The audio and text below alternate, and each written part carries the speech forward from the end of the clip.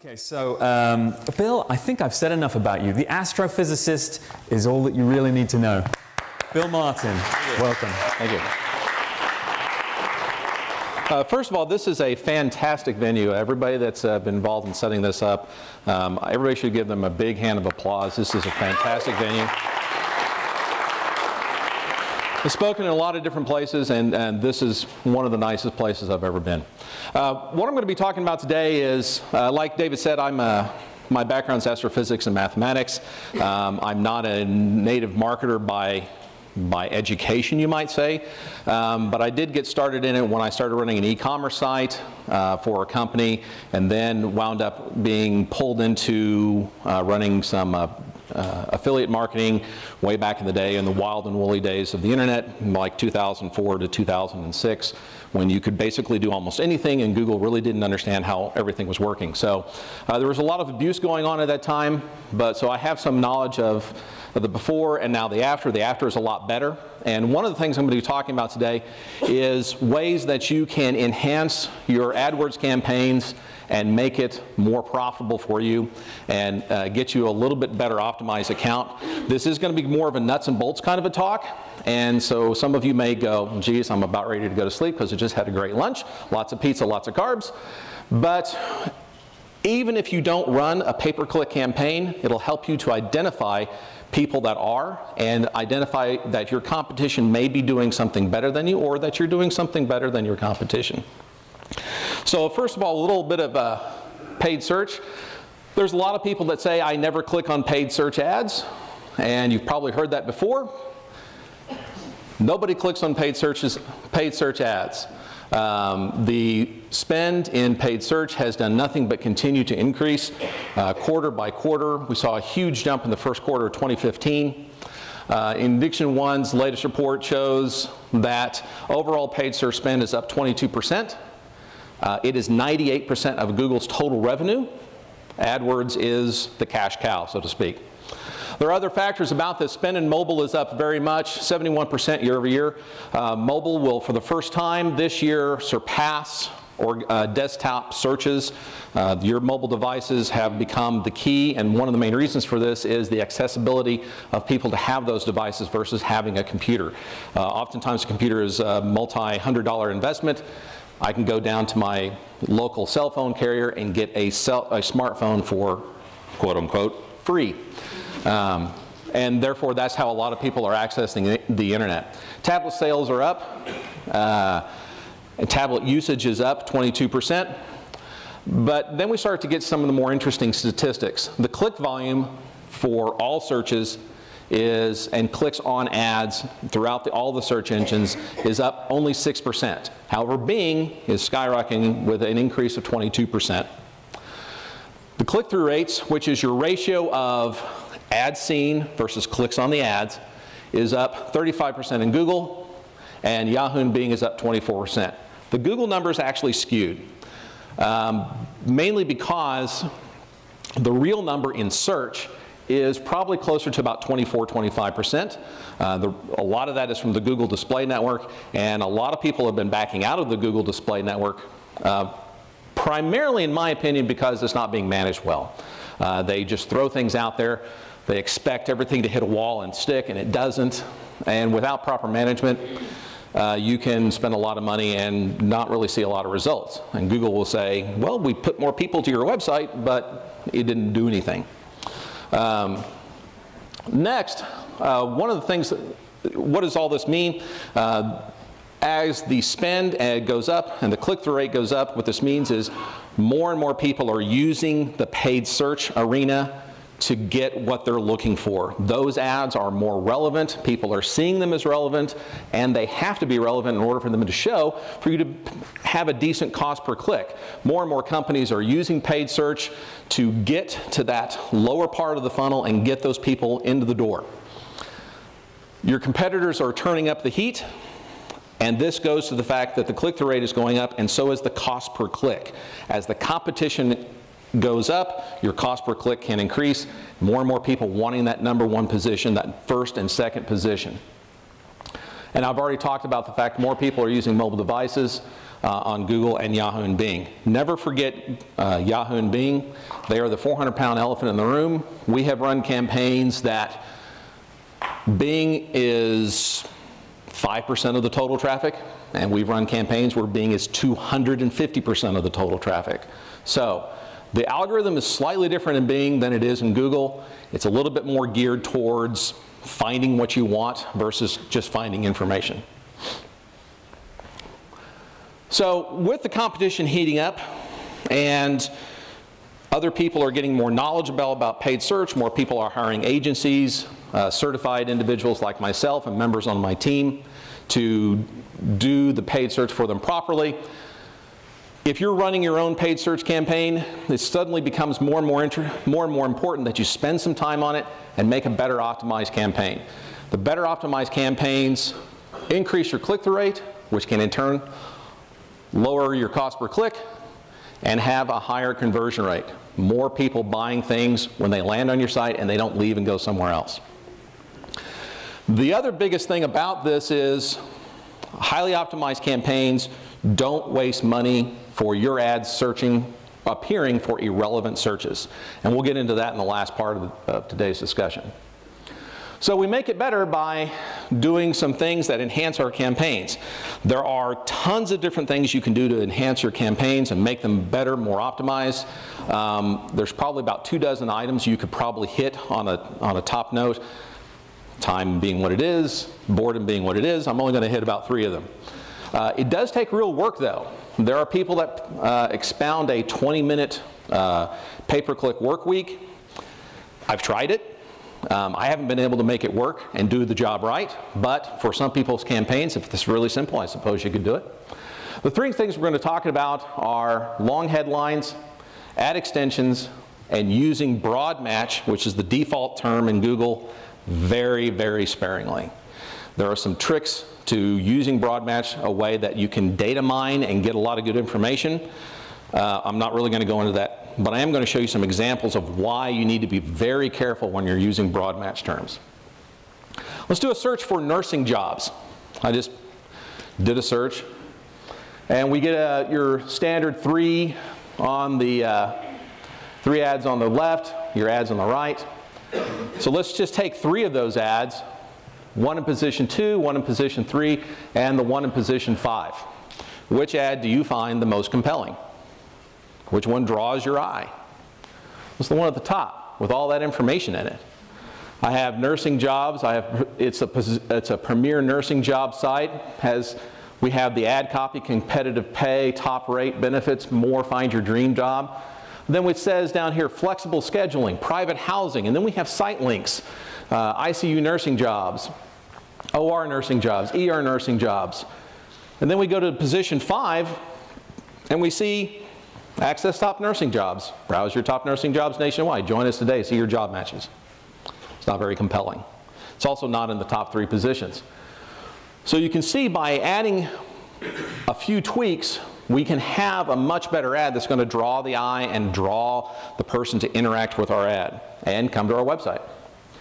So the question is, with long ad titles, how do you do it? Well, you do it with punctuation. Punctuation, let me go back. If you notice that on this bottom line here, we have the headline, we have the URL, and we have 2 lines of ad text. Those 2 lines of ad text, if you put a punctuation mark at the end of the first line of ad text, is where you're going to get your long titles. The long title, excuse me, let me go back to there a second. The long title, we see 2 versions of here in positions 2 and positions 3. The first one has taken the first line of ad text and shoved it up at the top, making it appear emboldened and very relevant. Position 3, what happened was they didn't use the copy, wound up having the URL throw up there. Now, the punctuation doesn't guarantee you're going to get what you see in position 2. It just means you're available for it to happen. There is no magic pill that will make it happen every single time. The algorithm is going to make a decision based on the search and all the factors that go into that search and displaying that search engine result page of whether or not your ad shows, or whether or not your ad shows with the long headline involved. You can add an exclamation point to your first line, but as you see in the second one, they did throw an exclamation point in there, but it didn't throw the view our jobs for specialty nurses up there. One of the reasons is the punctuation they used was an exclamation point. You cannot have an exclamation point appear in the headline of an ad. That's in Google or Bing. So if you try to do that, your ad will be disapproved. But when it comes to the long headlines, doing it, even if it does shove the long headline up there, it will take away the exclamation point. So it'll still do it, but you just won't see it. Now, another thing to remember, besides long ad extensions or long ad titles, is using all the various ad extensions. Now, in the last 4 or 5 years, ad extensions have become the big thing with Google and Bing. It's adding more area, more landscape for you to take up for your ads, which will push organic listings down and push your competitors down on the page. In mobile, this becomes very important because it usually only shows you 2 ads, and if your ad is a lot bigger than your competitor, you take up most of the page on the cell phone. The search engines are giving it to us, so let's go ahead and use it. That ad at top has a call extension, it has the site links, but make sure when you use it that your ads are relevant. For example, I did a search for tummy tucks in Oklahoma City. The first one is Genesis OKC, a local plastic surgeon, 16 years experience. Schedule your consult today. We see some call-out extensions, men get plastic surgery too, nose jobs, look better, sculpt your body. And then we have on the same page with the same ad result, tummy tuck at Walmart. If I'm looking to get some plastic surgery, I definitely don't need it to be free shipping to the store. So, just make sure that when your ads are appearing where they need to. The first extension we're going to look at is probably the most common one that people do, and the thing that people miss on this the most is they forget to link it to their AdWords campaign. The location extension, which is basically your address, is very important if you have a brick and mortar store. If you have some place that people can actually go pick up something or buy something, you've got to have your Google Plus page and you need to link it to your AdWords.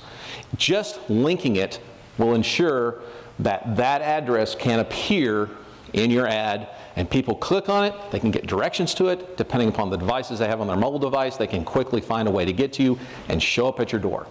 They may never actually call you, they'll just click on that and show up. The cost for this, the same as a standard click. So you're not paying anything extra or anything less, it's just like if somebody clicked on your ad. The next extension is the call extension. Obviously for what it is, it's for somebody to click the number and call, or pick up the phone and call the number that they see. The call extension is a direct conversion. I have gathered somebody's interest, they've picked up the phone, they've contacted me.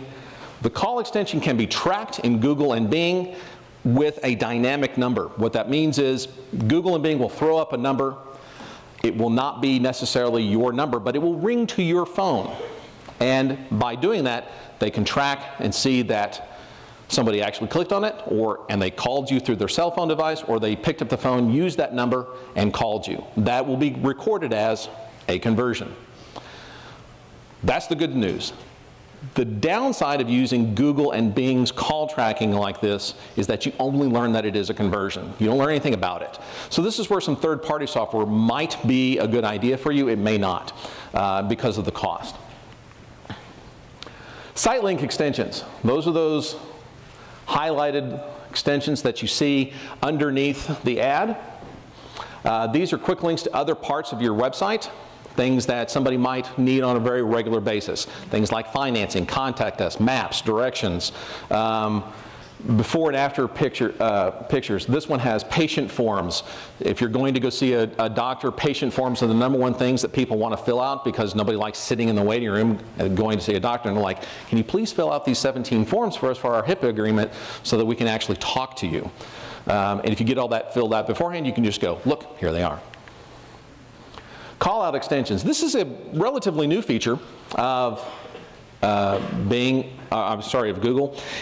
These are things that are shout-outs, like something that you always do, like 0% APR for all new car buyers just out of college, or something like that. Something that extols why you are better than everybody else.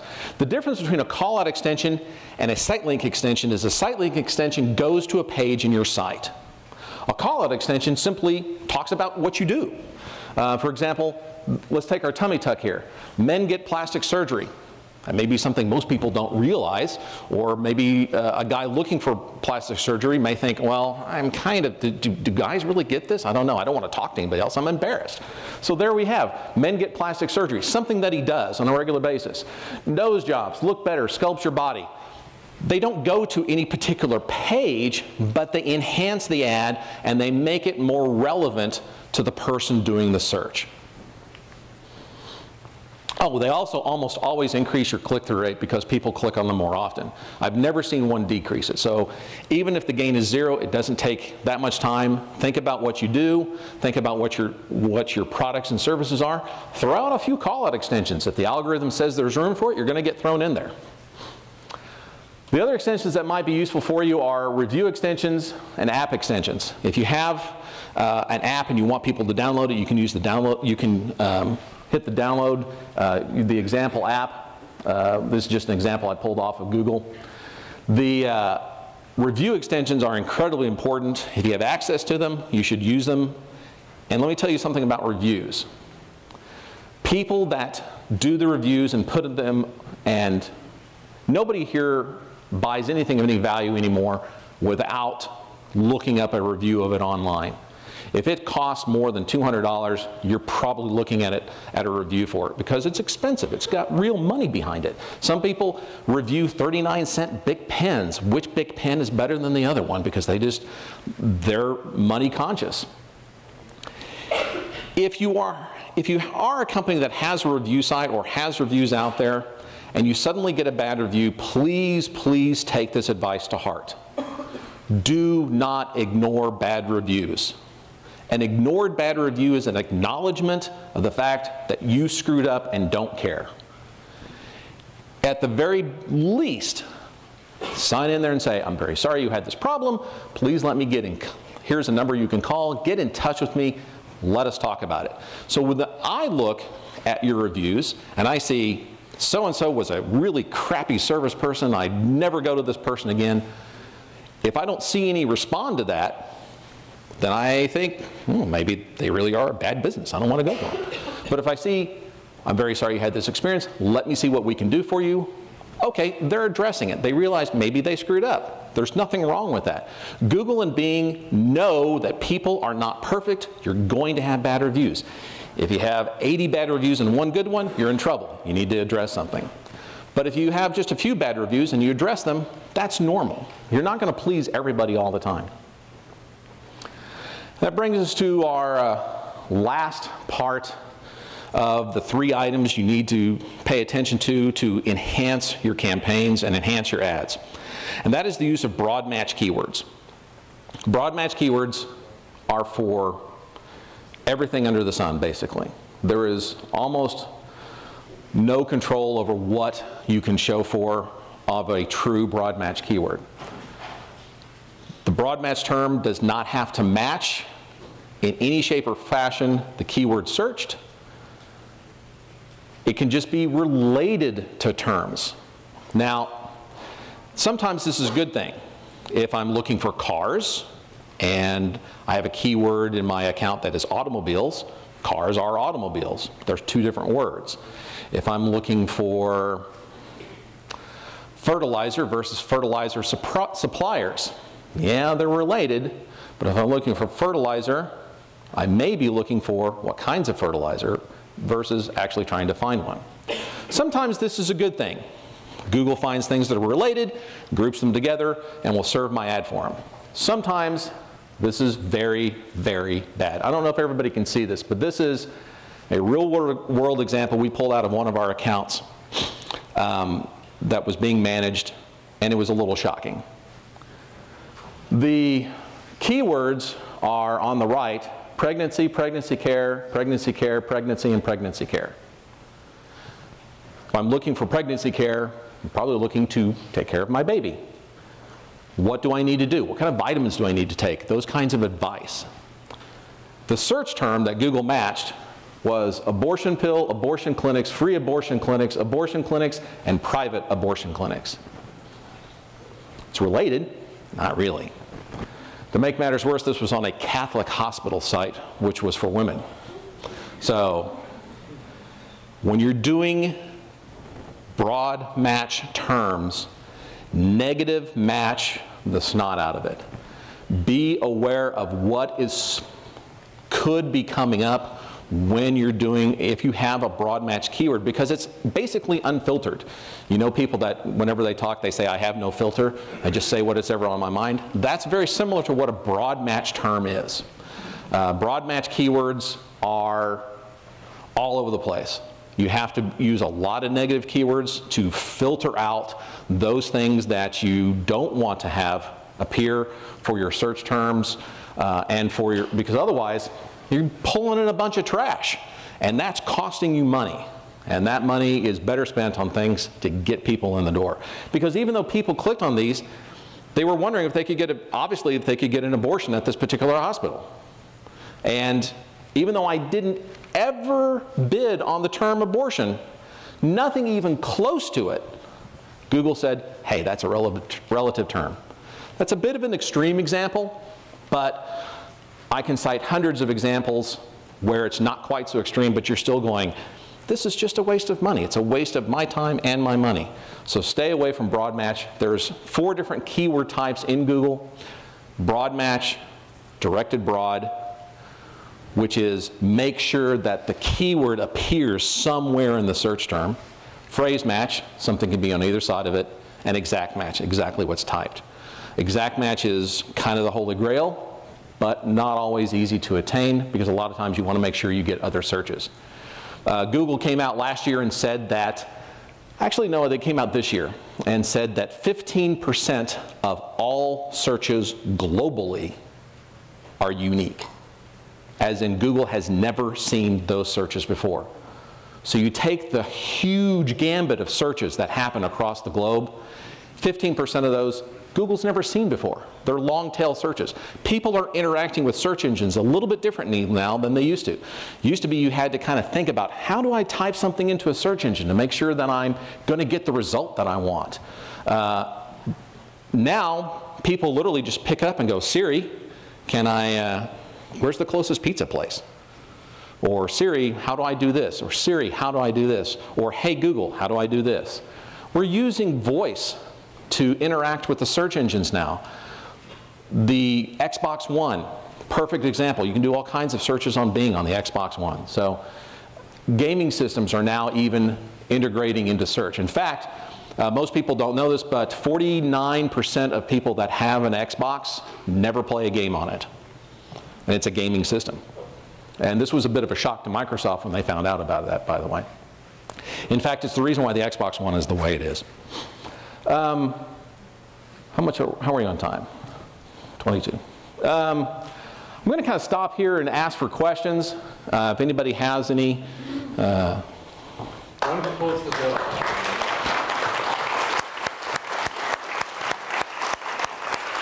Thank you, Bill. That was great. That pitched perfectly, I think. I have a question just to get us started.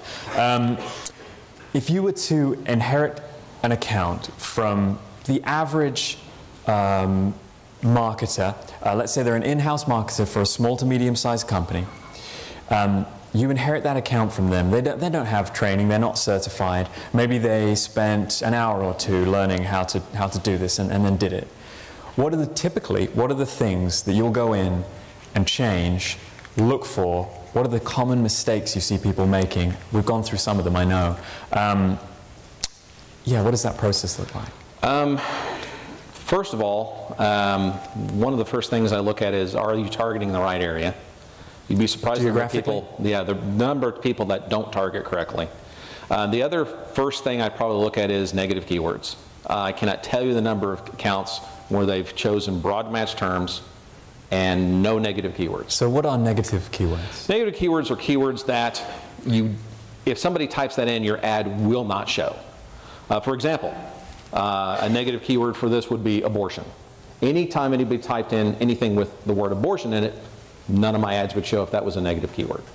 And it goes on from there. It can be anything. And the real trick is it takes a lot of time to do the research to exhaustively get a good negative keyword list. And there's a couple of tools out there that will do it. The Google Keyword Planner is a great place to start. Another thing to do is just simply type your term that you want to show for in Google and see what comes up. And if there's things that you look at and you go, oh, I really don't want to show for that, then that can be a good negative term. Negative keywords and broad match terms is one of the most common mistakes that you see just right off the bat. Okay, a follow-up question is, how much time should you be spending? At what point do diminishing returns set in? Ooh. AdWords is a black hole. We often refer to it as going down the rabbit hole.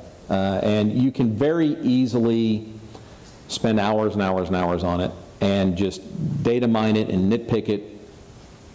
The answer to that question is a bit vague because it really depends upon how complicated is the campaign, how many keywords are in it, what kind of reach you're doing, how are you doing your targeting, are you doing different kinds of campaigns, is it display, dynamic, click to call. There's so many things that is available now in AdWords and in Bing that answer does not have a simple answer, unfortunately. Right. That's an experience thing, I imagine. It really is. And it becomes something that becomes dynamic and where you can set things up. If you set things up correctly at the beginning, you have less work on the back end because it's easy to channel that work on a week-by-week basis.